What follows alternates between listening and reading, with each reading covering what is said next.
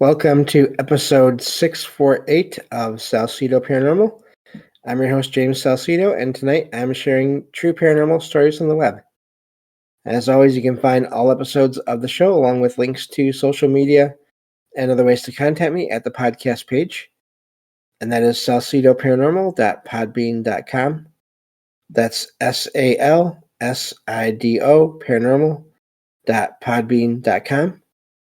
Always happy to hear from you all, whether you have comments or questions or topic suggestions or accounts of paranormal experiences, whether they're your own or from others that you trust. Happy to either read those or have you join me on the show to talk about them.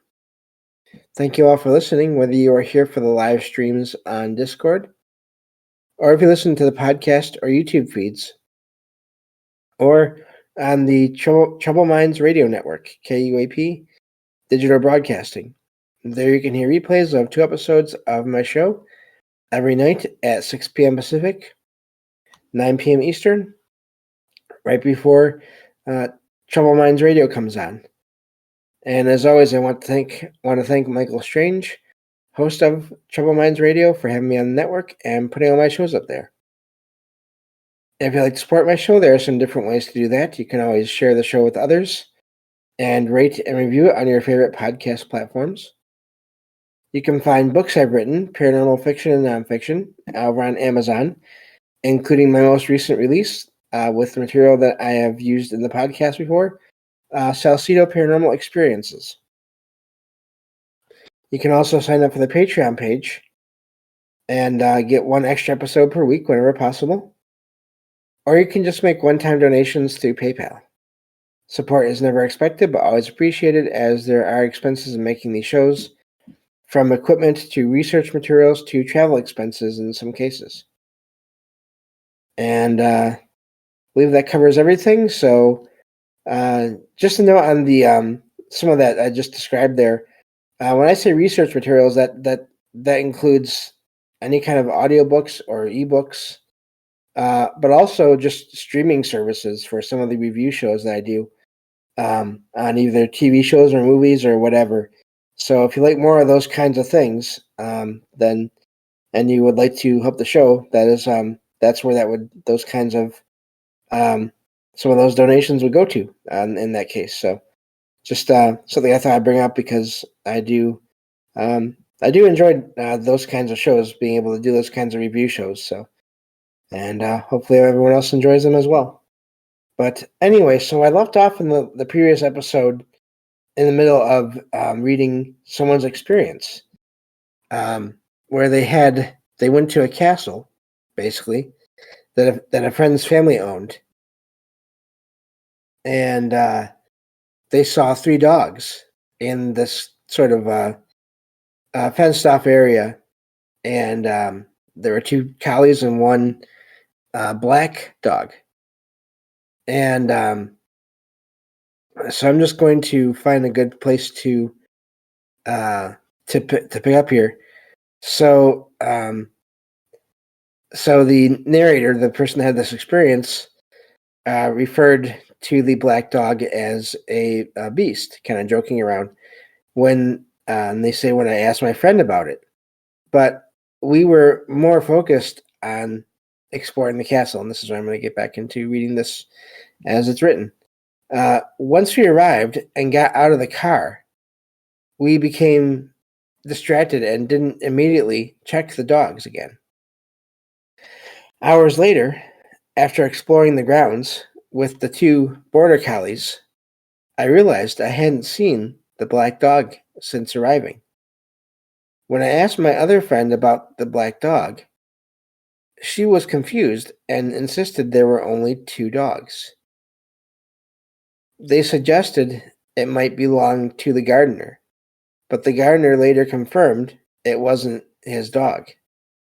The black dog had been locked up with the collies, ruling out the gardener's dog theory. So I guess they mean ruling out the idea that it was the gardener's dog. I did a web search on the sighting and found references to a, in quotation marks, hellhound in folklore, and the beast of Flanders, again in quotation marks, a spirit in the form of a large black dog, which is linked to the region we were in. My friend and I both clearly saw the black dog and described it identically. I am wondering if anyone has experienced something similar or can offer an explanation for what I saw. And that's where that one ends. That one is amazing because that is, in that general part of the world, that is really common, fairly common sightings of these large black dogs. And of course, there's different ideas as to whether they're good or bad or indifferent. I guess it would depend on who you talk to and what folklore they're referring to. But yeah, I've heard of that before. So that was an amazing one. I wanted to make sure we finished that, and before moving on to the next one. So just last time we sort of ran out of time before I could finish it at the end of that show. So moving on to the next one here. Let's see.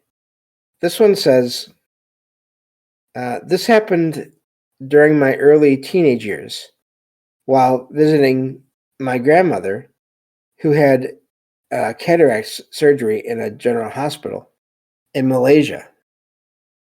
My siblings and I were brought there by our parents to keep her company during her recovery. As the visitation hours were ending, our family decided to leave and took the elevator down to the ground floor. The elevator appeared old, but functioned normally. My family entered the elevator and selected the ground floor. Unexpectedly, the elevator bypassed the ground floor and went directly to the basement. The basement was identified by my parents as the level where the morgue was located, although I did not know this at the time. There was no one in the basement or waiting at the elevator, adding to the eerie atmosphere. After a few seconds, the elevator doors closed, and it proceeded to the ground floor, where we left the elevator. My family, particularly my parents, remained calm to avoid scaring us. I still don't know why the elevator malfunctioned, passing the ground floor. This memory stands out as a strange and unsettling experience from when I was young. And that's where that one ends. And there are so many accounts, similar accounts with elevators acting in weird ways like that. Going to floors that the person or people did not choose, and no one else on any other floor appeared to choose it either. And I did a whole show on elevators as well, and I could probably do many more if I really wanted to look around for more of these accounts, because here you go, you have another one. And it's amazing how this happens. And I don't know, I think it's probably has something to do with the electricity or the mechanical nature of it, it's being something that can be manipulated by unseen forces or unseen consciousness. And yeah, that's an amazing one there. It's similar to other accounts I've heard of before and read before, including some that I've shared on this show. So, and it's such a thing. It's so, I wouldn't say it's really well known, but it's used. Apparently, people that make either write or make horror movies or TV shows, they use the idea of the moving elevator in fiction. And so it really is something that is it's you can find reports of that happening. So moving on to the next one here. Let's see. All right. This one says, The Lafayette Hotel is located in Marietta, Ohio. Originally built around 1892, the hotel burned down in 1916. It was rebuilt and reopened in 1918. And this is according to someone writing in here to a website. The hotel is known for numerous stories of paranormal activity, particularly on the third floor, which is reputed to be the most haunted. During one stay, a 10 by 10 foot sheet of wallpaper fell while I was asleep. The large piece came down silently, and no one heard it fall. On a separate visit, I saw someone looking out a window, but the figure disappeared suddenly. This sighting was confirmed when another guest mentioned similar experiences to the front desk. A mirror at the end of a hallway was removed because room cleaners reported seeing multiple apparitions in it, leading to a reluctance to work on that floor. There are several books that document various tales and ghost stories related to the hotel. I really found this to be amazing because here you have someone that had experiences that has also looked into the location that they're writing about there. And it's just always amazing when you can have both happening, and just when you have confirmation from what you experienced yourself, and then you look around and you find out that you're not the only one that had anything weird happen in the location. So I thought that was a neat one to share because that's a lot of information there that they put down in that one post. So. And again, hotels, that's just one of those areas, one of those kinds of places that seem to have so often have paranormal activity attached to them. So, or either that and or the ground, the land that they're built on. Let's see here.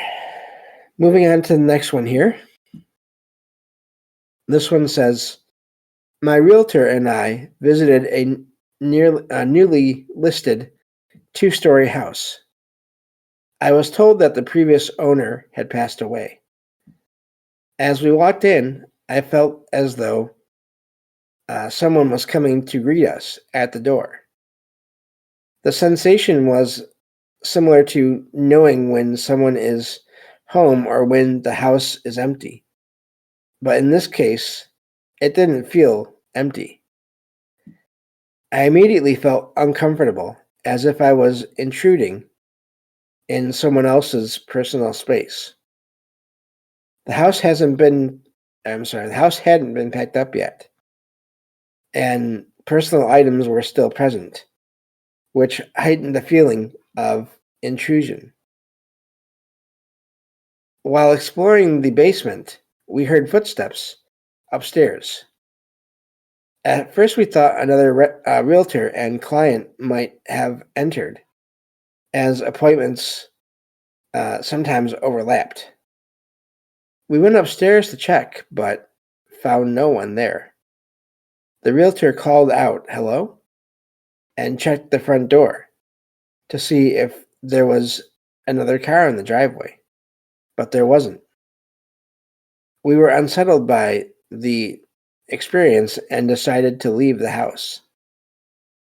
The experience was memorable, and I made a mental note to avoid houses that gave off a similar unsettling feeling when considering future homes and offers.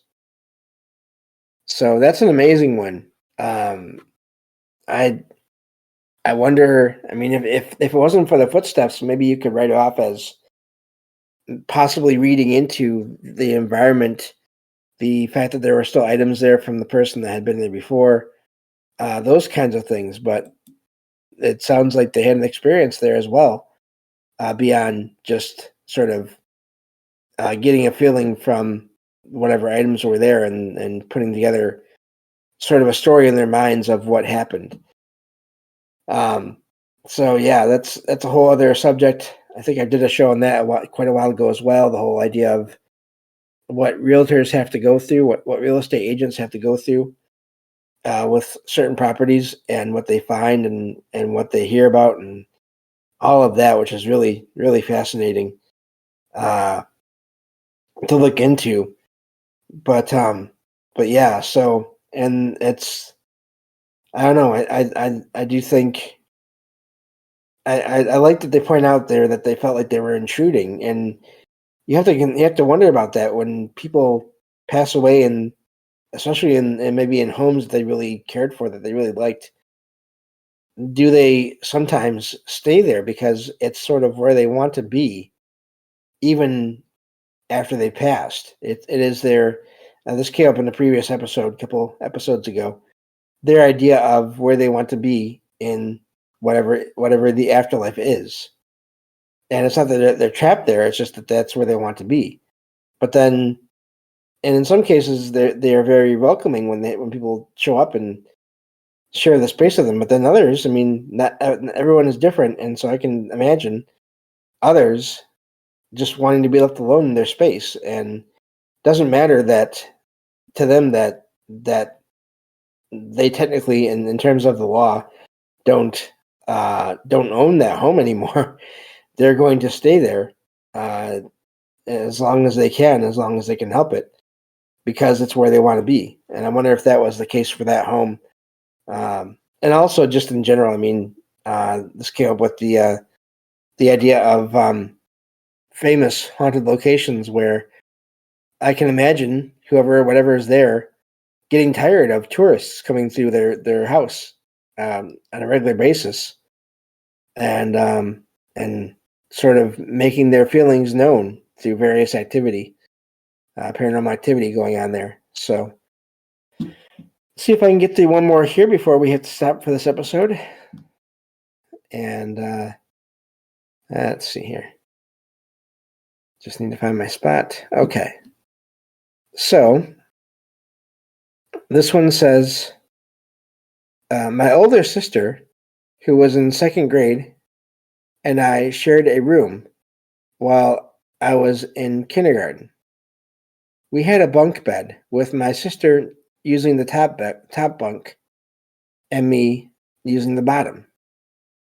One night I fell out of bed, got back in, and fell asleep again. It happened a second time, and when I looked, or while I looked around the room, I saw an old woman sitting in a rocking chair, typing on a typewriter. There was no rocking chair or typewriter in the room. I woke up my sister, who saw the exact same thing. It was an old woman in a rocking chair using a typewriter. We both ran into our parents' room, screaming and crying. Our stepdad walked us back to our room, but the old lady, rocking chair, and typewriter were no longer there. It was one of the craziest experiences I've ever had. And that's where that one ends. That one is wild because you have, of course, we've probably all heard of reports of people who have rocking chairs in their homes, or their places where they're visiting or whatever, that seem to rock on their own. This time it's not just the apparition, but it's the apparition of a rocking chair and a typewriter. I wonder if that was some kind of either residual energy, apparition of maybe at one point in the past, or possibly the future. I mean, typewriters are still a thing; people can still use them. Someone there was doing that, was sitting there in a rocking chair using their typewriter. An older woman was sitting there, and that was where she liked to do her typing for whatever reason. And for whatever reason as well, the kids are able to see her that at that one point, that one night, that one time. Was it some kind of a time anomaly, or was it residual energy? Who knows? But and I think that is a good fit for some of these encounters with not just people, the spirits of people, because if you think about it, do rocking chairs and typewriters have spirits? I don't know. I feel like not the same. They may have energy, but I don't know if they have that same kind of energy that a person has. I feel like that answer is no, but again, I don't know for sure. But so then what is causing that? And again, those two options, the time anomaly or the residual energy, seem to be the ones that make the most sense to me. But again, that's just guessing and based on previous accounts I've read and heard and all of that. So who knows how that really works. But I'd be curious to know the history of the location, obviously, and if there was ever anyone there that that fit the description. If the kids were, if they could have described the woman in greater detail to someone that maybe knew one of the previous owners, if it was an older woman like that, would they have found out that what they were seeing was a previous owner or tenant of the home?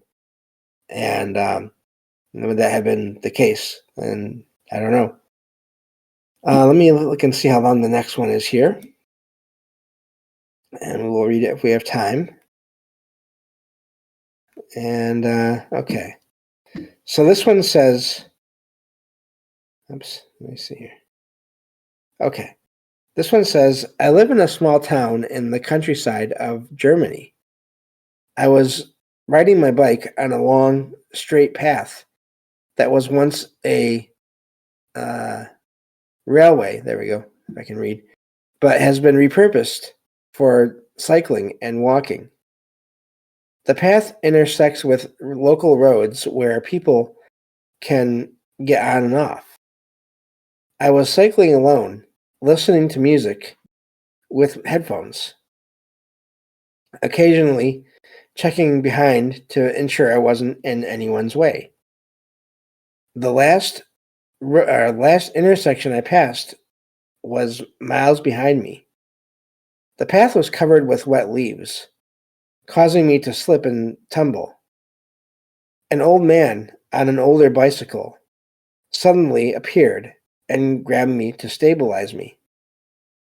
He only said, "Take care," before accelerating and leaving the path at the next intersection.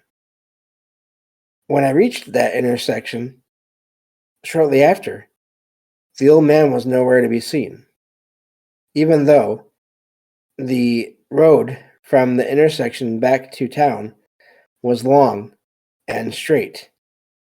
It was impossible for him to have disappeared so quickly.